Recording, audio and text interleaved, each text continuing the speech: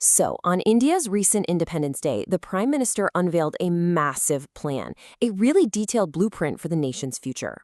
Today, we're going to break down exactly what this roadmap for a developed India by 2047 looks like. So you might be asking, what is the plan for the next 25 years? I mean, that's a long time. This whole period is being called India's Amrit Kaal, its golden era. And the speech from the Red Fort? Well, that was all about laying out the answers.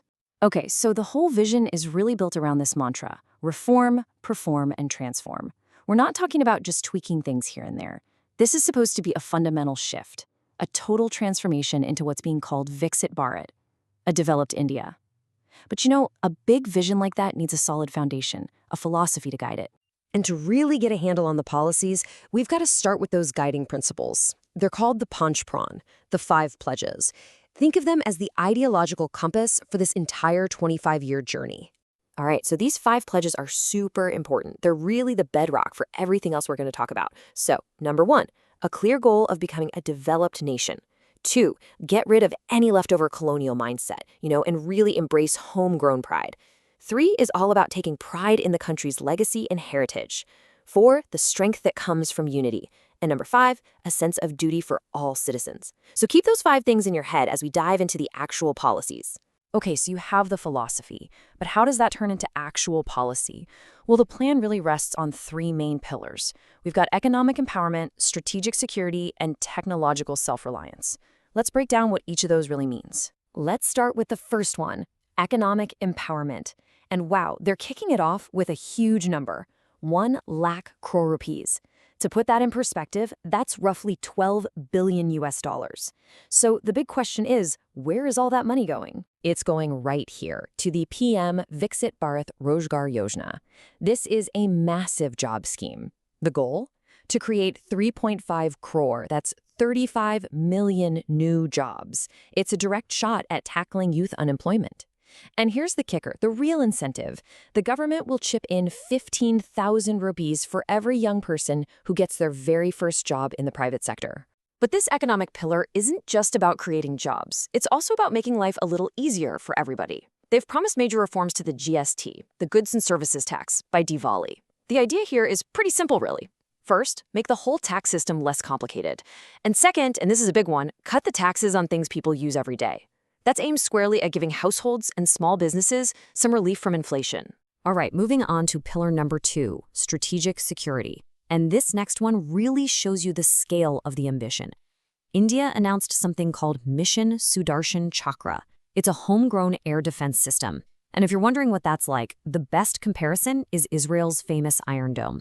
It's meant to be this multi-layered shield to protect the country's most important infrastructure. And the goal is to have it fully up and running and made in India by 2035. And strategic security doesn't stop with a defense shield. The speech also talked about a high-power demography mission. This is about managing population shifts in those really sensitive border areas, which is being viewed as a national security issue. And then there's also a national deep water exploration mission. This one is all about exploring India's oceans for resources, especially oil and gas, all in the name of becoming more energy independent. Okay, let's get to the third and final pillar, technological self-reliance. And folks, this is a huge deal. It was confirmed that India's very first homemade semiconductor chips will be ready by the end of 2025. Chips are the brains behind pretty much all modern technology, so being able to make your own, that's a massive step toward building a real high-tech manufacturing base. And this push for self-reliance doesn't stop at chips. It's big in the energy sector, too. The plan calls for an absolutely enormous expansion of nuclear power. We're talking about a 10-fold increase in capacity by 2047. It's a very clear, very long-term play to make sure the country has the energy it needs for decades to come.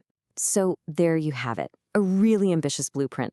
But, a plan on paper is one thing. Making it happen is something else entirely. So let's take a step back and look at this from both sides, the huge opportunities and, of course, the very real challenges.